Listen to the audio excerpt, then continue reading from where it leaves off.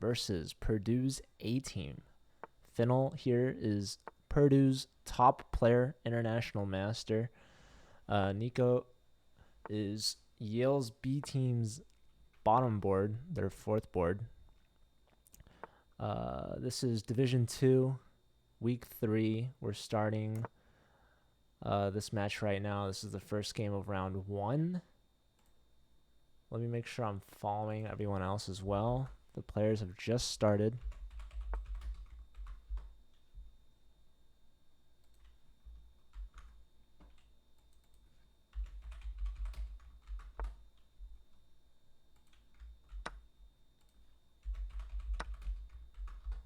All right, we have everyone. Perfect.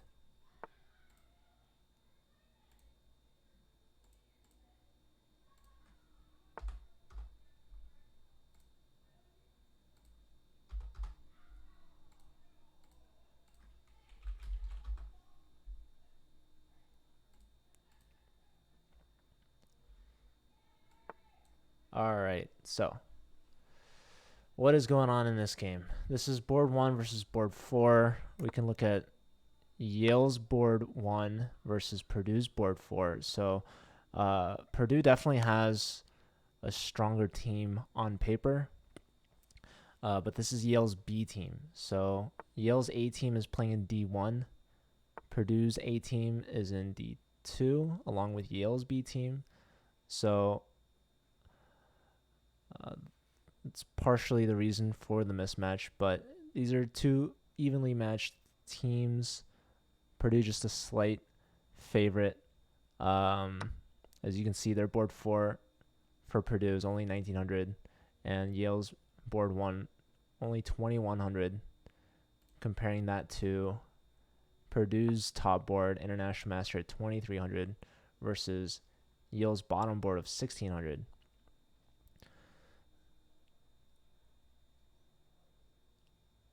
That being said, we still have the match underway. Anything could happen. You never know. There's also potential for being provisionally rated or underrated or overrated, however you want to draw it up. So should be an exciting match nonetheless between these two teams in the Division 2. So let's look at, I want to make sure I look at all the boards. So unknown chess variable, board 2 from Purdue, 2,000.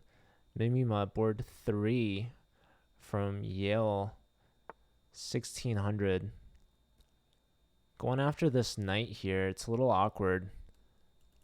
Pinned to the rook. Aiden, thanks for the follow. Good to see you. Hope you're doing well.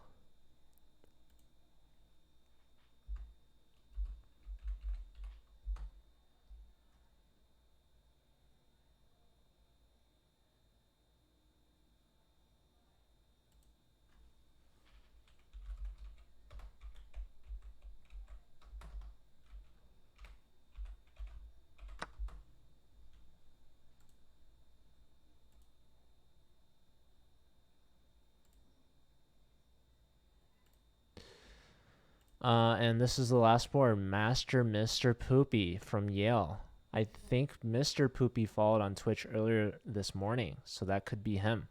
We were streaming Yale's A team, and they ended up beating their rival Harvard, so that was pretty exciting. Very close match, 9-7. So good to see Yale's teammates showing up in the chat, encouraging their other teams. So Yale actually one of the largest chess schools in the league. They actually were the only team or school to get 4 teams completely registered. So Yale has a very big club, a lot of members, and I believe one of their C team players actually streaming right now, Will, from the channel KimStud24. We'll see if he also will do some coverage for this match. But he is currently playing right now against Temple. So I believe that might be Division 3. Anyways, so Yale's lower teams trying to follow suit after their top team getting a dub against Harvard. Okay, so I should probably stick to one board, but right here after this rook move, I'm thinking how this is a little bit weakened up. And I want to play here and here. That is on my mind, but that would block the queen's view. So not so easy. You could maybe go for this, which looks like a good idea. Maybe pawn push here, defends laterally and blocks the diagonal a little more. I would probably try to get the rooks to the center.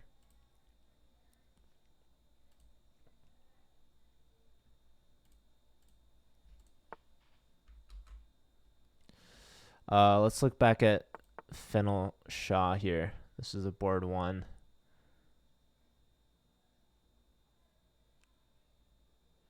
Nico playing pretty well here so far. Position's relatively even. Bishop pair for white.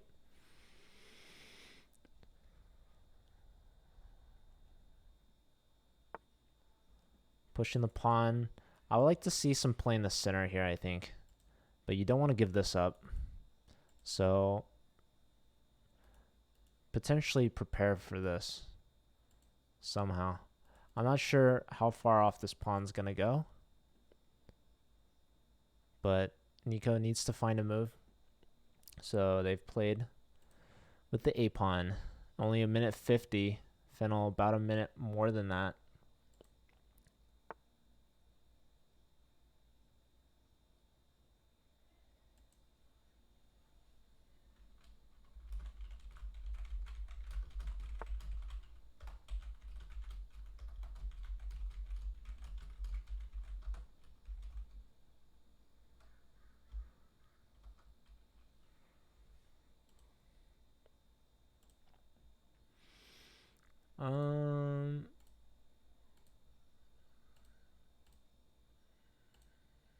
Okay.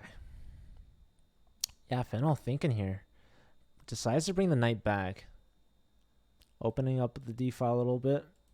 Defending the bishop. Yeah, pawn gets through. So do you take it or do you push? Okay, so deciding to push. This is a bit of a thorn in the side, but no distinct follow-up for white. And this pawn might need a little bit of babysitting from one of these two pieces that are currently staring at it right now. This rook blocked by this bishop. This knight also steps back, offering some support over d4, but this c-pawn not going to go anywhere anytime soon, because even if the knight's defended, there are two pieces attacking here. And also the knight can always be taken out at any time by the bishop. So black now striking at the center, playing e5. So this knight also defending this bishop. And the rook is x-raying that bishop through the pawn. So the bishop steps up, more support over d4. So black now deciding, do I want to take the bishop and then take here? Or do I take here right away?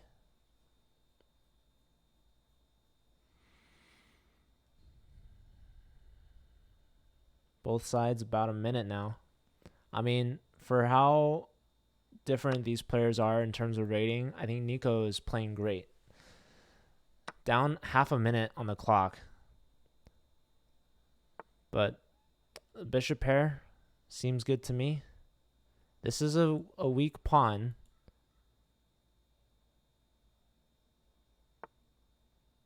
Okay, rook up. Black could have considered taking here and going for the fork. So the rook lifts. If Nico could get a draw even, that would be a huge upset.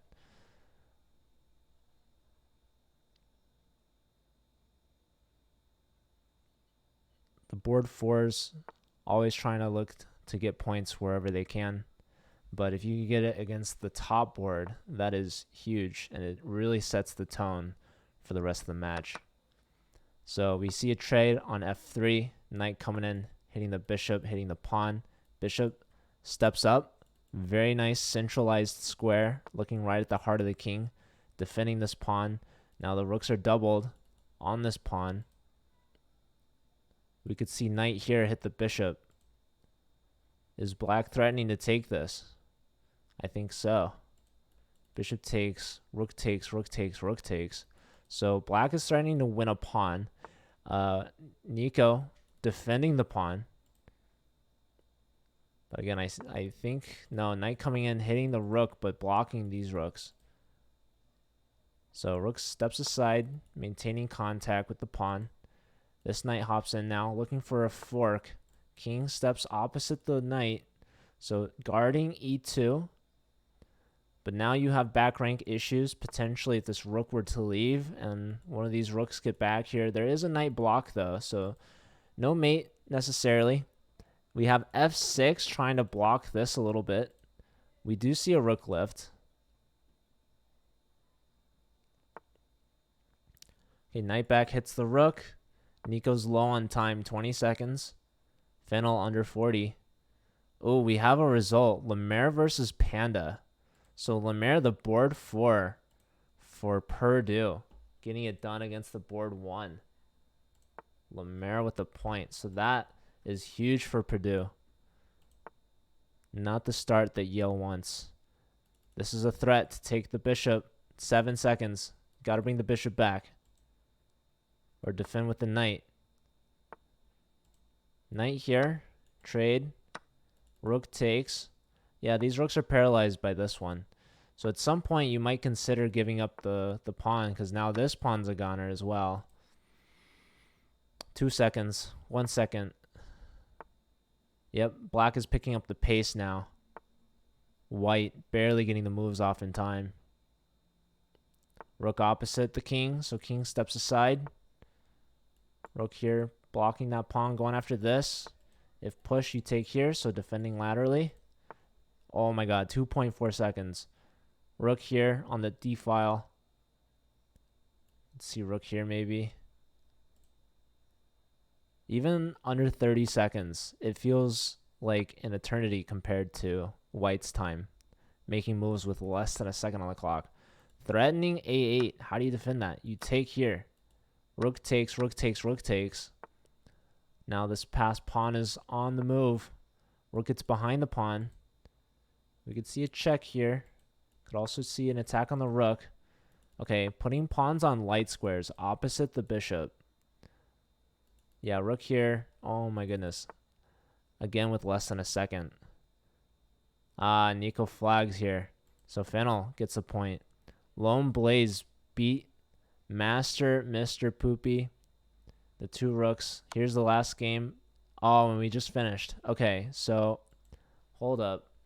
Lone Blaze with the point. We had Fennel with the point. And Unknown Chess Variable with the point. So this is bad news for Yale. They just got swept. Purdue taking each game in round 1. Yale's going to need to try to answer back. I did not think that it would be this lopsided.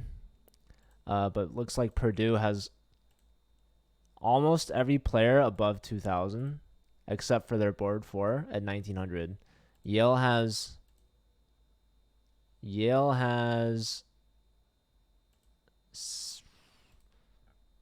3 1,600 players. Okay. I missed that. So yeah, this is a rough lineup. Oh, look at this fork. I missed that one too. This was the board 1. The board 1 versus the board 4. And this king is just in no man's land, trying to find some shelter, but instead getting burnt. So that's round 1. 4-zip. We got some Purdue fans in the chat, it seems, liking what they're seeing. Couldn't ask for a better start. The sweep of the round. And yeah, they're halfway to 8 points, which would ensure a draw, but I'm sure they're wanting more. They're going to go for the 8.5 at least for the win. So here we go. Panda versus the Lone Blaze. Starting their game. E4, E5, knight F3, knight C6. We have an Italian here from white. Oh, are we going to see a fried liver? No. Castles takes on E4, rook to E1, D5. These players playing fast. I mean, both players 2100, so they know their stuff. White, with just a couple seconds to think, pins the knight. Bishop develops, going after this fork on the rook. Are we going to see this? Are we going to see this? Probably not. You don't want to give that up. So this is probably your best move, would be my guess. Yep, and we have D4, taking advantage of the pin. So now pawn takes. We could see knight takes. Knight takes also threatens to win the knight due to the pin. So black delaying castling, but should castle soon. If not right now. So white could try to win a pawn here, but again, this will fall in the end. And right now, black is threatening to take the knight. So the bishop develops, defending the knight and defending F2.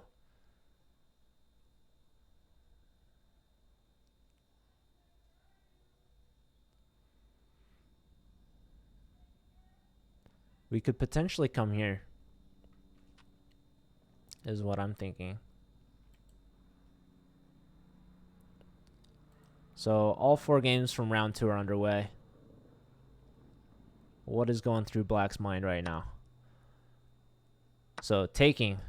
Now bishop takes, queen takes. So the pawn is reinforced. The bishop is hit. Bishop comes back, putting pressure on the knight, threatening to win a pawn. So do we support the knight or do we move the knight? You could trade the queens and save the knight. You can develop. Okay, Lone Blaze going for the queen trade. I mean, they are up a pawn.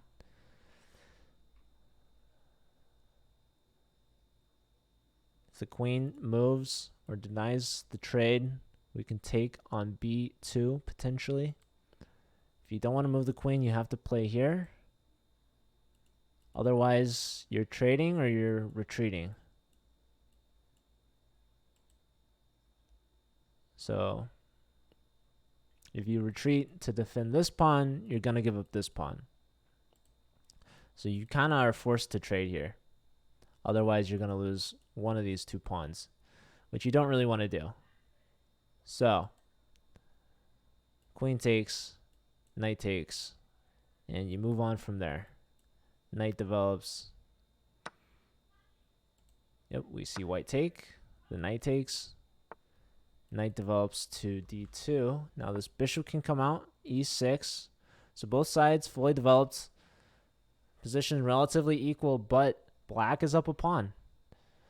So Panda, after losing to Purdue's bottom board, going to hopefully try to find an answer to come back, but it does not get easier. Each opponent that Panda will play will be stronger rated after each round. So first round, board 4, 1900. Second round, board 3, 2100. And it doesn't get any easier. So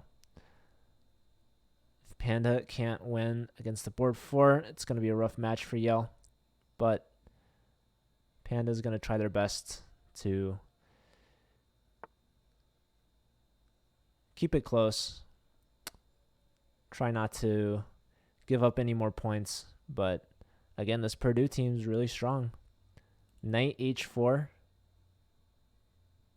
Potentially going to F5. Just looking to trade more pieces. Black, meanwhile, pushing in the center. Taking that pawn majority they have. 4v3 on the queen side. Centralized rooks. Beautifully placed.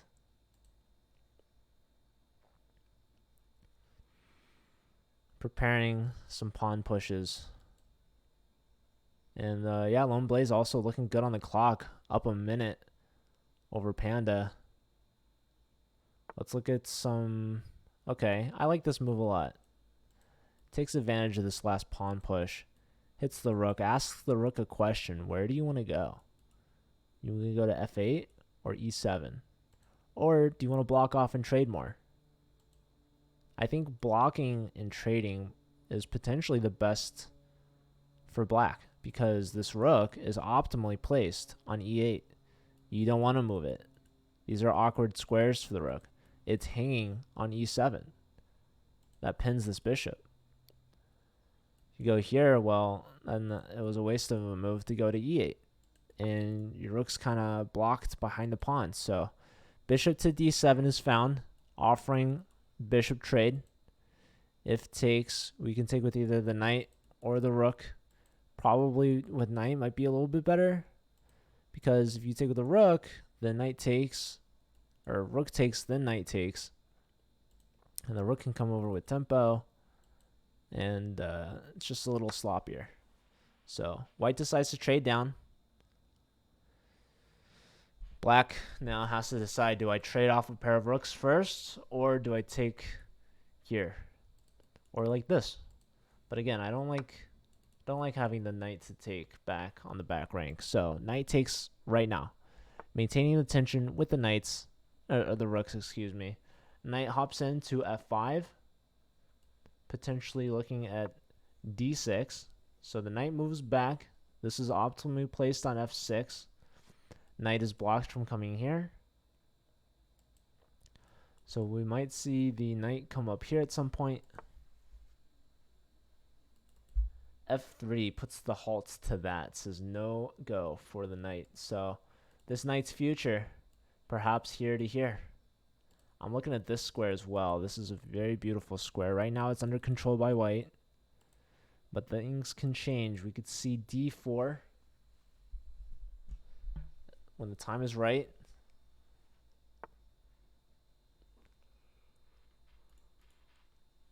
Okay, king f8. Did we have another result? Fennel Shah took down Mimima. So Fennel Shah, 2 points to none. Up 2-zip. Extending Purdue's already big lead.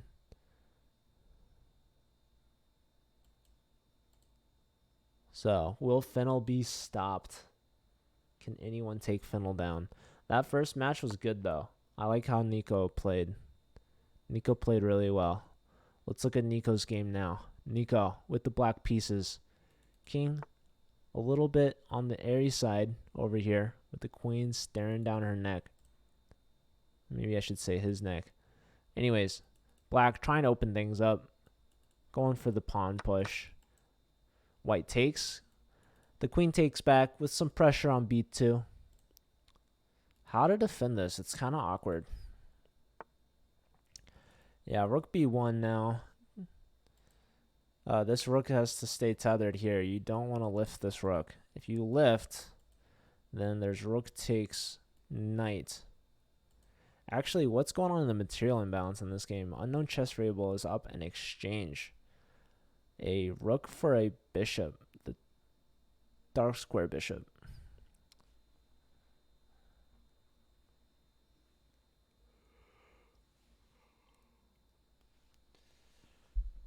Or, yeah.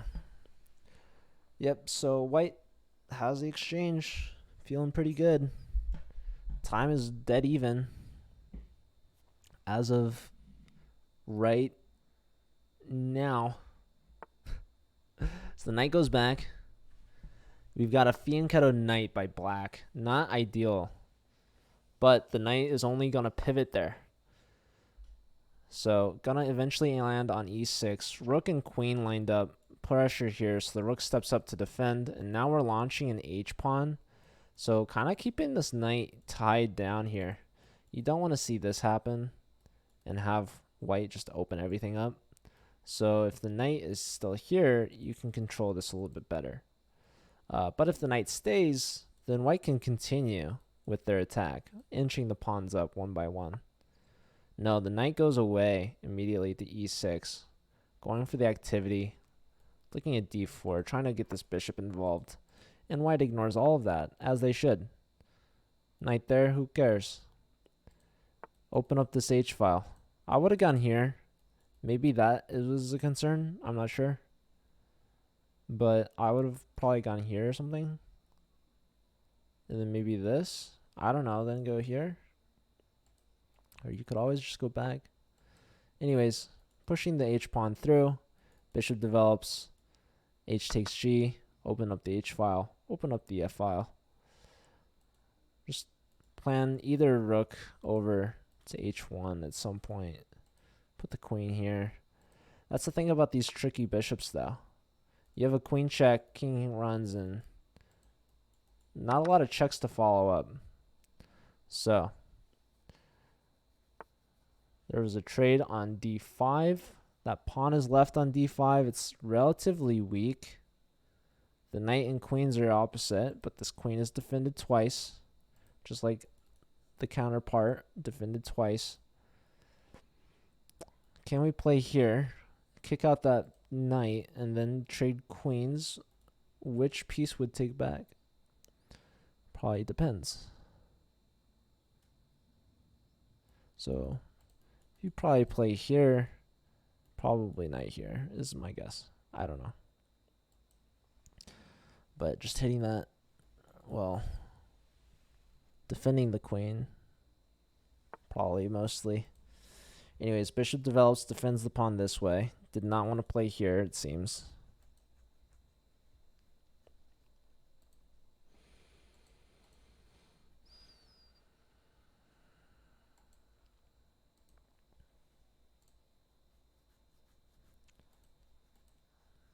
(18 seconds to 20). 18 to 18. Nico, time pressure again. They flagged their first game, even though they played really well. Here, down an exchange, down to the last 12 seconds. White kicking the knight out. Where does the knight go? Do you go to B3? Yes. So B3, trade of queens, takes back with the knight. There goes a pawn. I would have taken with the rook, I think, and leave this knight here, trying to go for forks. But no. Instead, black now, pushing through, E4. This, I'm not a big fan of this because, oh, there goes the exchange. Okay, hold up. Push this? Yeah? Bishop here at some point? Bishop there now? No. Bishop defend the pawn. No. Now king takes. That is unfortunate. Bishop takes here. That pawn could have been saved.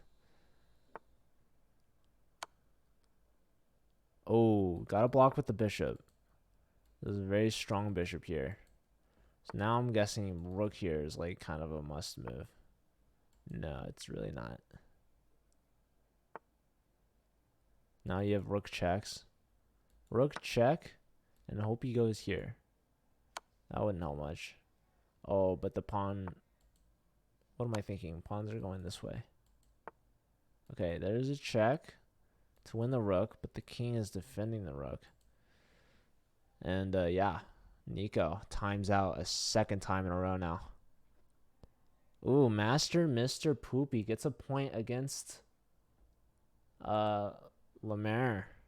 So, board 2, getting the first point for Yale on the board.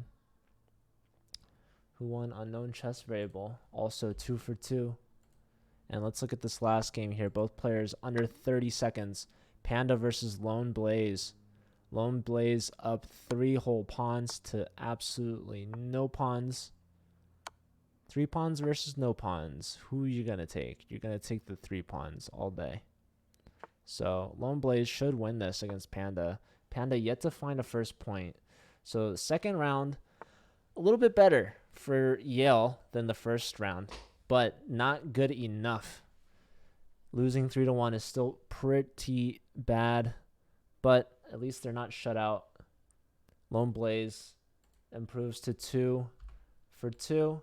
So everyone from Purdue is 2 for 2 except for their board 4, Lemaire, who got a win against Yale's top board. So impressive nonetheless. 7 points at halftime. They only need 1.5 points left to win the match. So not looking too hot for Yale B, unfortunately. But Purdue is feeling good right now. They've done their homework. They did their prep. Probably not. I don't think many collegiate chess league players are prepping for their matches, unless you're at the top of the top, maybe. But even still, you never know. But yeah, these Purdue players doing good.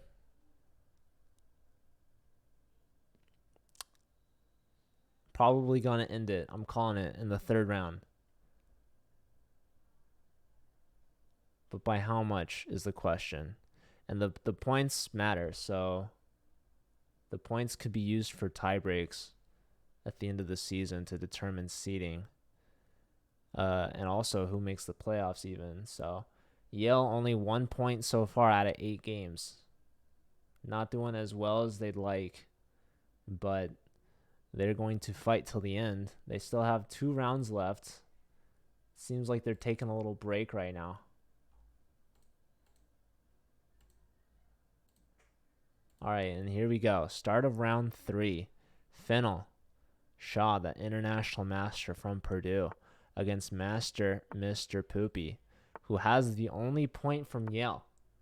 So, this will be Fennel's biggest opponent yet so far today.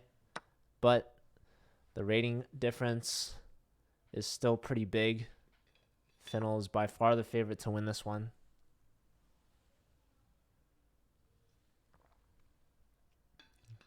You never know, though. We've seen many upsets.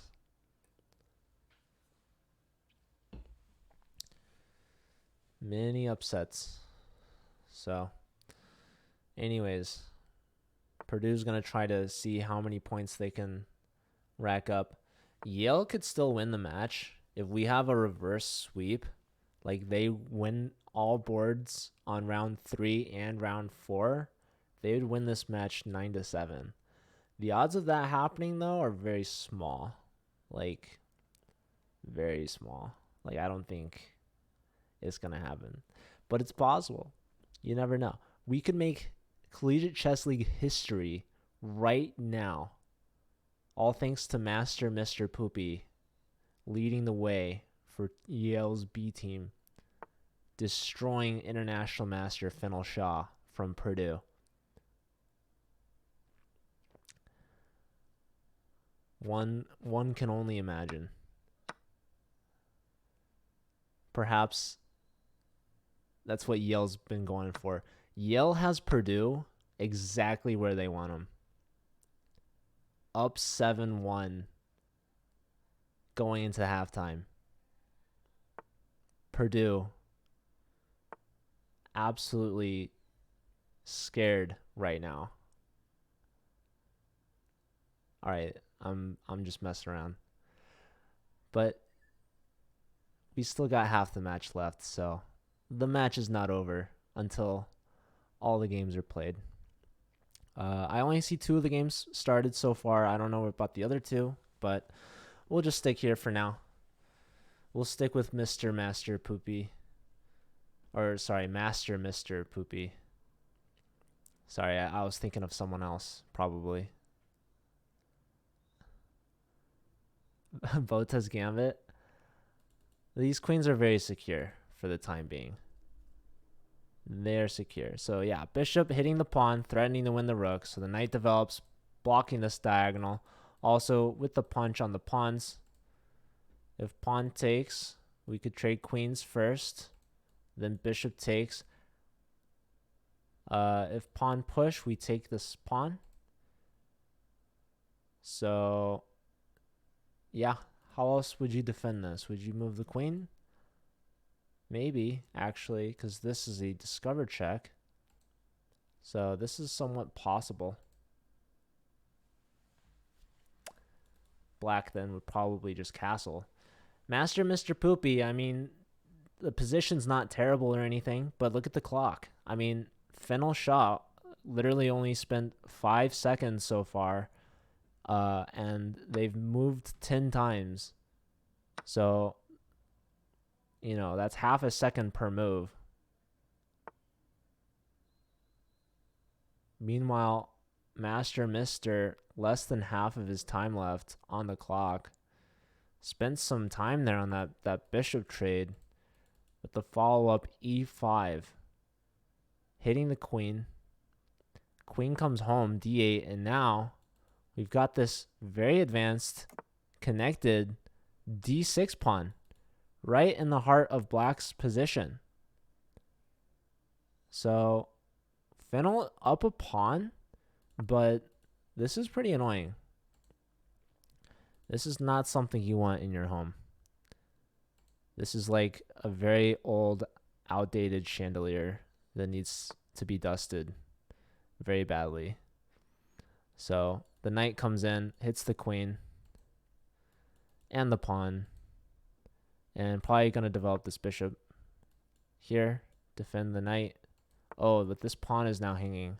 Okay, so now the knight's saying, okay, you can take the pawn. I'll let you have it.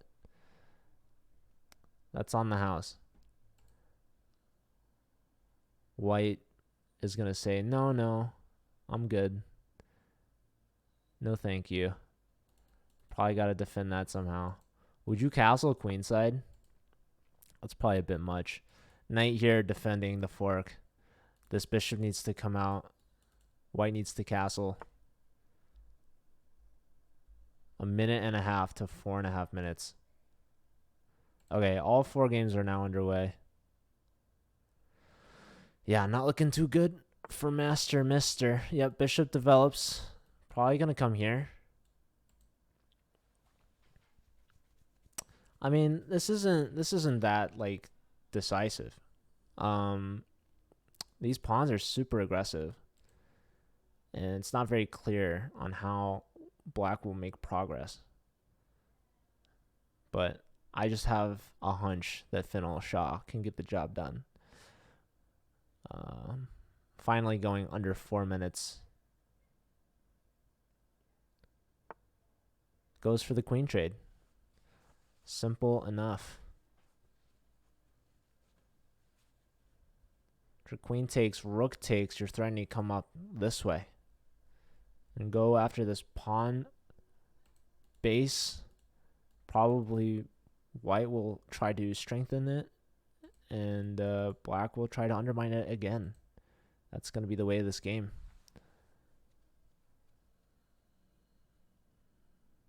Let's look at another game real quick. We got Lone Blaze versus Nika.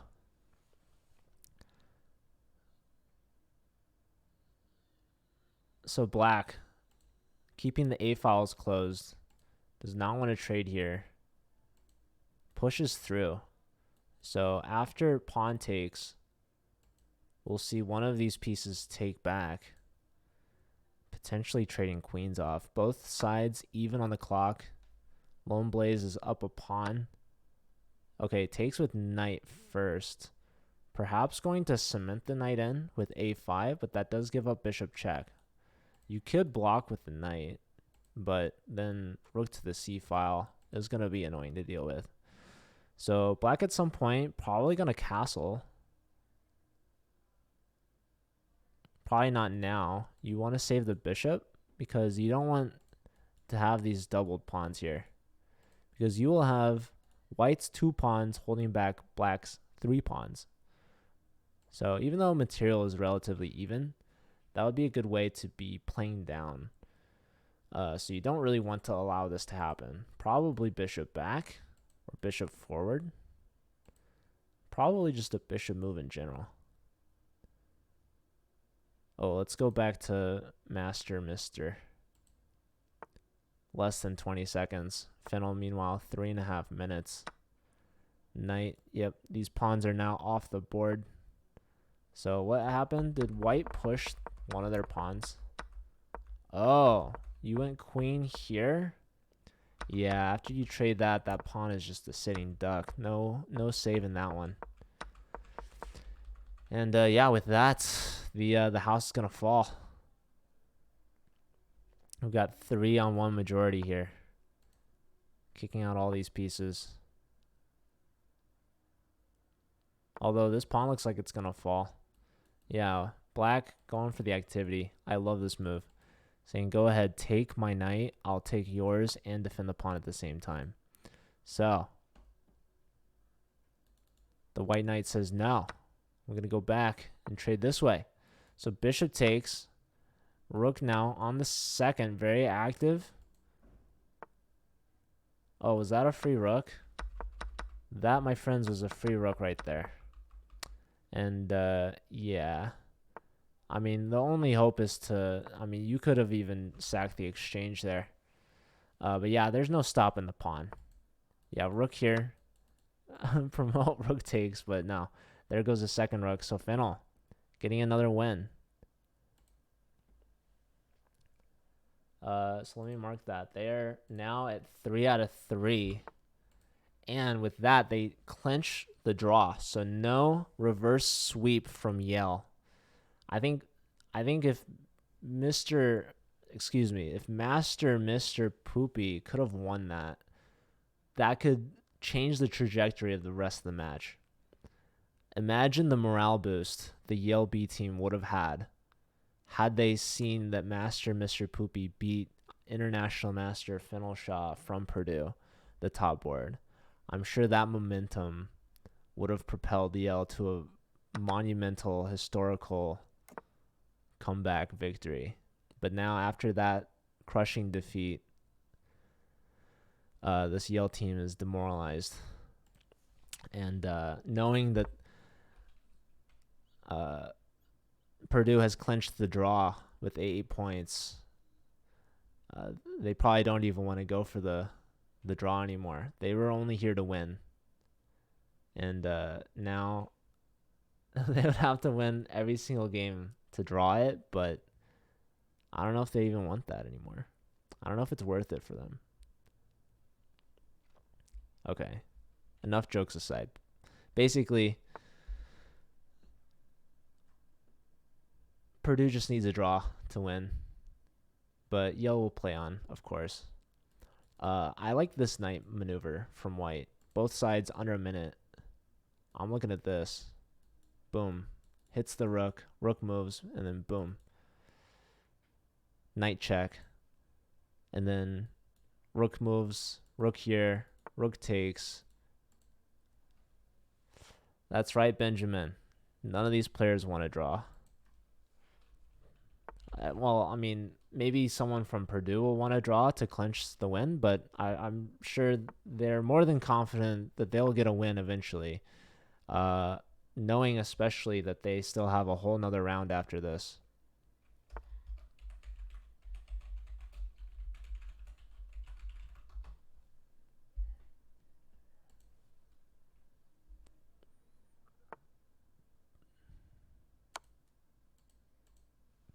Okay, so the knight does find its way into f6.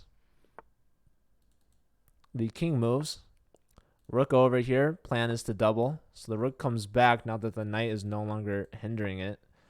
Rooks double up anyways. Bishop here might be a thing. Just might be. Oh, yep, and there it is. That's been played. I would take this way. And then rook takes. Or knight takes. With check. You take this and then take that, and that's looking pretty bad.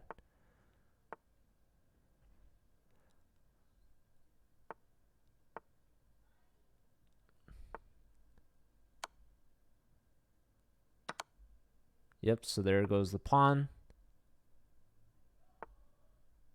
White is up in exchange, going after that a5 pawn, which can't be defended. Nico flags.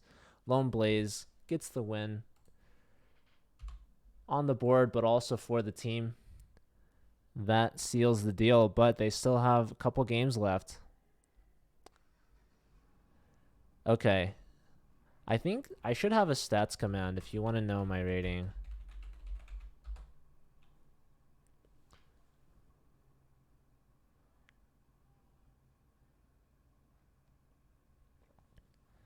The chat are the real winners. I'm glad you guys... I mean, it seems that most of the chat is Purdue fans. So it's always good to have a nice showing from a team. Love to see the support. But yeah, Yale had some viewers earlier. They have a lot of people streaming their games, which is really cool. Okay, let's look at. Oh, this is not. I thought I unfollowed them. Okay, here's Panda versus Unknown Chess Variable.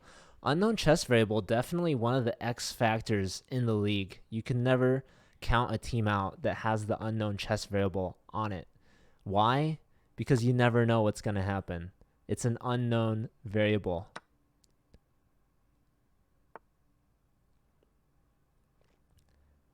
At any moment, he could secure a win for the team. So right now, looking for the third point. I'm looking at knight here. Knight here was looking pretty juicy. We might see a pawn push here to get the knight here and then here. So rook lift. Both players low on the clock. White begging for a queen trade. This Panda wants the queens off the board. Trying to find some king safety. This black king is much safer than this king. This king is in the middle of the board. And again, the queen's saying, please, I beg of you. They're repeating. Are we going to find a draw? Oh, I bet white would love a draw here. Does black accept the draw? This would be the draw. Do you go here? Ah, they go for it. Taking the draw. See, I'm telling you, you could never predict it. I would have never guessed that the unknown chess variable would take a draw in that position. And they're at 2.5 now. And Panda getting their first points of the day. A draw. So Yale B improving their score from 1 to 1.5. Almost doubling their score. Oh, and unfortunately, Mimima, so they got a panda and they got the penguins. A lot of black and white colors make sense for chess players. But yeah, this looks like a mate in 2 there. So even if the clock situation was a little bit better, Mimima would not find a defense to this. So giving them more time would not matter, unfortunately. So Lemaire getting a point from the bottom board. And yeah, we still have one whole round underway. Can Yale get a second point? This could be the most lopsided match I've seen yet. We have had teams forfeit, so there have been teams that just didn't show up, which is bad. So Yale is here in full force to play. And again, this is Yale's B team. I think Yale's A team would probably beat Purdue's A team, but it's a different division. So this is what Yale has for this division. These are 5+2 games to confirm. Why is the A team playing the B team? Because of the divisions that they're in. So basically, how we set up the league is we have all the players register and we list each school by their players' rank.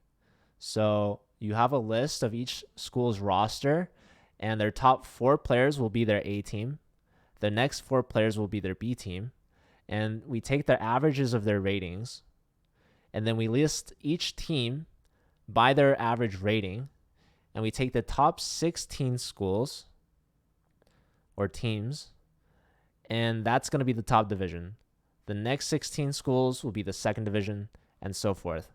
So not every A team can make the top division because they're just not high rated enough. So there's also another limit. You cannot have multiple teams from the same school in the same division. So I believe there were 2 schools that could have had a B team in the top division. And I believe this year it was UC Berkeley and Mizzou. So their B teams are super strong, but are in the second division because they couldn't be in the top division because you couldn't have multiple teams from the same school in the same division. But yeah, Yale's A team made top division. Purdue's A team not in the top division. Perhaps next year they could get some recruitment maybe some stronger players and be able to make the top division based off the cutoff of 16 teams. But who knows? We'll see, because every school, in theory, is planning on increasing their roster and increasing their rating and trying to move up. So who knows? Maybe Yale's A team will all graduate, and so their B team will become their A team, and then this would be Yale's A team versus Purdue's A team. Who knows? It's exciting. It's a new territory for collegiate chess. This is at the forefront of collegiate chess competition. There was this thing called Pan Ams, I'm sure you guys have heard of, but it is kind of like an elitist event. It's once a year. Normally you would have to travel, so it's very expensive. But this year they held it online for the first time, which was really exciting. I think, was there a fee? I don't know if there's a fee this year, but basically it's a one-time event, usually for the strongest players in the country. And so teams that don't have, nothing but grandmasters or title players, or everyone's above 2,000 or whatever, usually you're not incentivized to go because there's really not much there for you in terms of competitiveness. And it's also expensive, like I said. Not every team can afford to go on a trip. But like I said, this year it was online thanks to COVID, which is kind of ironic. But I believe they're planning on going back to in-person, which would increase travel fees, hotel costs, like everything, including just the price to join the tournament. The Collegiate Chess League, 100% free for the students. All they have to do is make a chess.com account and be registered in college, which is already more than enough expensive. So, yeah, we're trying our best to do what's best for the students and try to make something that's fun and competitive for everyone. And sometimes you'll get these mismatches between schools, but overall, I think it's a really good format. And if there's a better format out there, then I'm all ears. So I try to do what's best for the students, and I don't try to pretend like I know what that is. For the most part, I like to have feedback from the players. If they have ideas, I'm down to adjust and listen. So, yeah, if you're listening and you're a student or whoever, feel free to reach out to me, message me, and I'm more than happy to work with you guys. Because this is, at the end of the day, for the students. This is an event for the players. It's for fun. There's no prizes or anything. That could change. But yeah, I enjoy doing this. This is a lot of fun. About a CCL anime. If you want to make an anime, be my guest.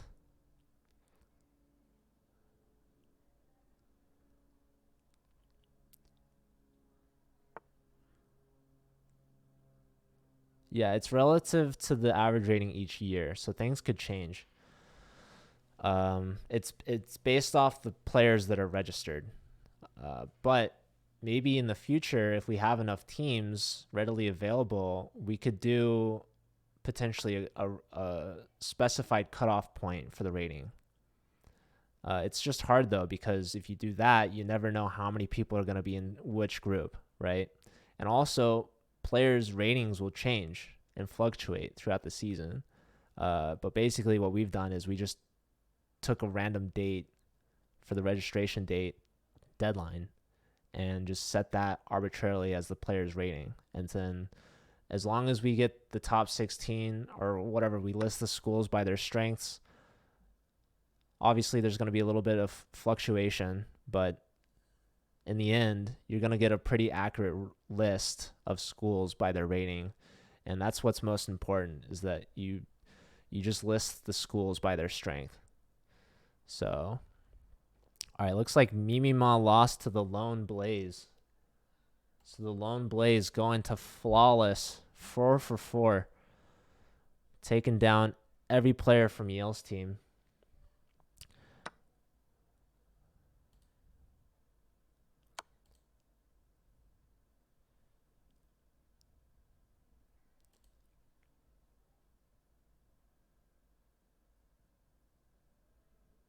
Rookie 1 check. Benjamin in the chat, aka Nostradamus. I don't know how he did it, especially with unknown chess variable. One of the most unpredictable players you will meet in the league. And Benjamin just read him like a book. Rookie. He didn't specify which rook. You could never guess, really. It could have been rook d to e1, rook h to e1 this time. Some say unknown chess variable, doesn't even know himself. So, yeah, hard to predict these moves. Donut Holes, thanks for the follow. If someone has a tournament rating, would you use that over a chess.com rating? So when players register, we had them specify whether or not they had, oh, look at this, Knight Sacrifice with the Royal Fork. This is just a beating. Master Mr. Poopy throws in the towel. There goes unknown chess variable. Going 3.5 out of 4. Didn't lose a single game. Did get 1 draw though, but no losses at all. Was I answering someone's question? So yeah, we have players list if they have USCF or FIDE, but for the most part, we go solely off of chess.com Blitz, which is what they use to compete. So that is probably going to be the most accurate indicator, because FIDE or USCF might be more accurate, but that doesn't reflect their Blitz rating online, because those are like classical time control games. But we do still have players listed. Why? Well, because, again, people not always play on chess.com. Their rating might not be accurate. Basically, we're just going off of what is most accurate, and we trust that the players and the coaches or the team leaders, whoever is a representative for the school, is going to be as fair as possible with us to let us know. So when we list out the team's rosters, we have the players ranked based off of their relative skill compared to the rest of their team. And so the top team is their top 4 boards. Listed by ranking. So your strongest player is going to be your board 1 on your top team. Your second best player, board 2 on your top team, and so forth. You can't have a stronger player play on a lower team. That's basically sandbagging, and we don't want that.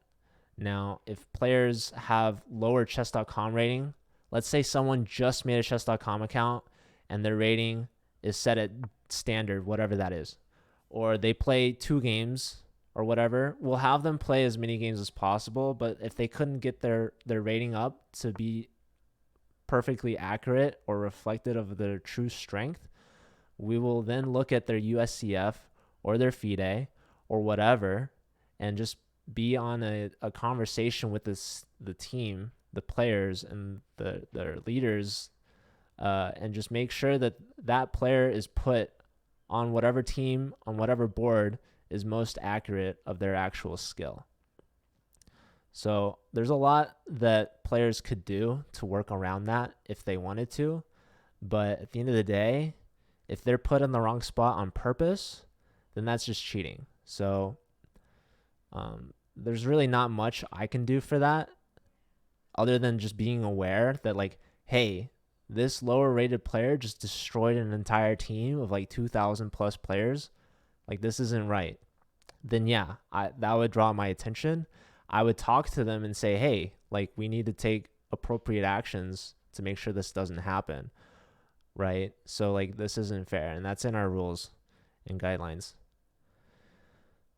Sandbagging affect anything since they all play each other, right? So sandbagging is important to note for when the divisions and the teams are made initially, because if players have the wrong rating, then that could affect where the team is placed, right?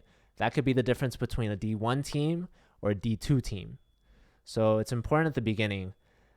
During the match itself, once the rosters are set, like you said, each player plays all the other players on the other team, so it doesn't really matter that much. So like the placement of the player also doesn't matter that much, but in this format, each player is designated a certain color board when they play, and so that has a little bit of an effect, right? So like the top two boards and the bottom two boards, they're not always going to be white or black or whatever. You mix it up depending on the round and the board. So it matters a little bit there. But like you said, it's not that big of a deal at that point because you're still playing everyone on the other team. But it does make it a little bit of a difference. So we still try to be as accurate as possible. Am I familiar with Sicilian Godiva? No, I'm not, unfortunately. I do know what the Sicilian is. I've heard of that. But I don't know too many openings, guys. I'm not like a fantastic chess player. I'm only like 2000. And there are 2000 rated players that are like really well versed in their openings. I'm just not one of them. If bishop here, there would be rook takes. Pawn takes, rook takes. So that was not possible. So the rook comes off the a file first and only then can tuck back. So this solidifies this chain here. We have opposite color bishops. This gives Panda good chances at a draw.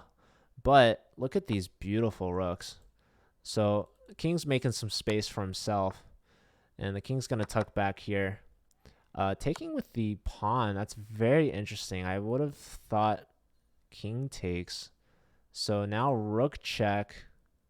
And there goes this bishop. I think if you take with the king here, I mean, the pawn is there and you can block like this and move the pawns up together. But no, it takes with pawn and now rook check. And there goes the piece. So Panda unable to get any points today. No, he had a half point against unknown chess variable. It's so unpredictable. Okay, so Fennel also flawless, 4 for 4. We've got one game left. Both sides less than 20 seconds. A queen versus two rooks. And it's not so easy. This pawn's going to be promoting. And this king is going to say, hold up real quick. Let me checkmate you. And White's going to say, not so fast. I'm there in time. So Nico, the board 4 against Lemaire, Diego Morales from Purdue. Oh, but that's a pin. And I mean, what on earth is happening? We've got 2 rooks to none, but a swarm of pawns. And look at this king trying to come to some conclusion. This queen is wiggling her way up. Don't give check here. Oh, check here, here. Oh, that would have been something else. Hold up. There's a mate. Oh, my goodness. This queen made her way through and gives the mate to the king. So awesome game from Nico with the upset. So that will bring Yale up to a final score of 2.5 to Purdue's 13.5. Tough showing, but really well played by Purdue. Purdue's got a strong team in Division II, and they're going to hope to make a big show in the playoffs as well.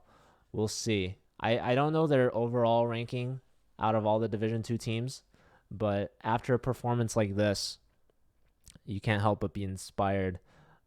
2 boards, 4 out of 4. One of them 3.5 out of 4, and their board 4 going 2 out of 4, which is a really good score.